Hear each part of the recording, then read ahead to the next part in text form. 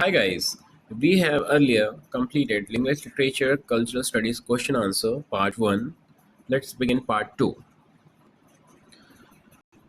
Question number 4. Which of the following best describes the focus of cultural materialism in literary studies? There are several options. Option number A.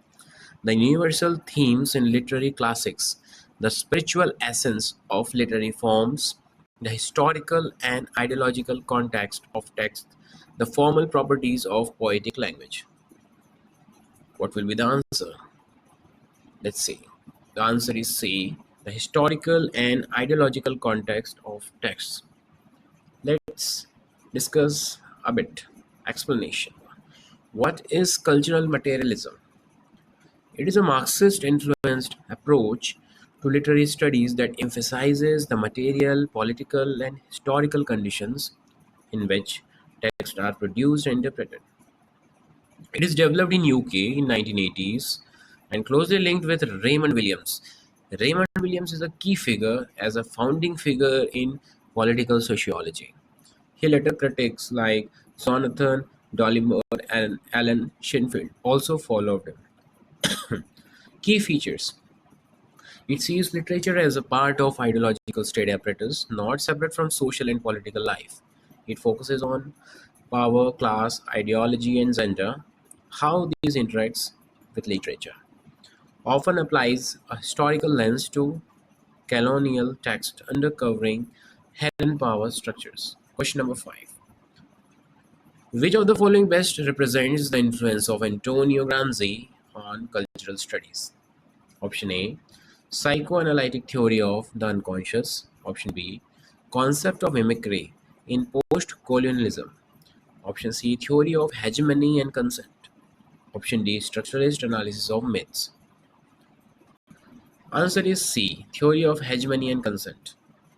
Let's discuss about Gramsci's influence on cultural studies. Antonio Gramsci, an Italian Marxist thinker, introduced the concept of cultural hegemony in his prison notebooks. He argued that ruling classes maintain power not only through force but also by securing the consent of governed via culture, media, religion, and education. Key concepts. Hegemony. The domination of one group over others, not just politically or economically, but culturally and ideologically. Consent versus coercion. Power is most effective when people willingly accept the dominant ideology as common sense. Influence of cultural studies. Scholars like Stuart Hall adapted Gramsci's idea to examine how media and popular culture reproduce dominant ideologies. It led to a more nuanced view of power where resistance and negotiations are always possible. Let's complete this slide's final question. Which of the following text is considered foundational to the field of cultural studies? Option A.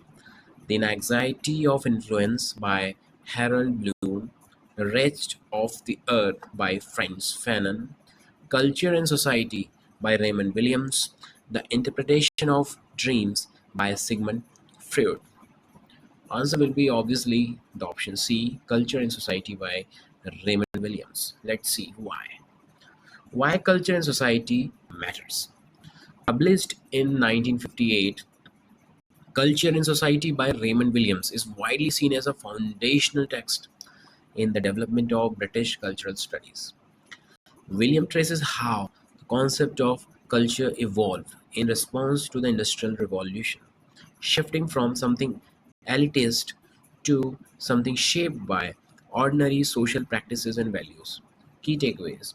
William redefined culture as a whole way of life, challenging the elitist Arnoldian view of culture. The book surveys key thinkers like Coleridge, Carlyle, Arnold, Ruskin, and Orwell to show the changing role of culture in Indian English society. It laid the groundwork for analyzing literature and media in their social and historical context, not just as aesthetic object. Thank you. So to think and to aim and finally do the work.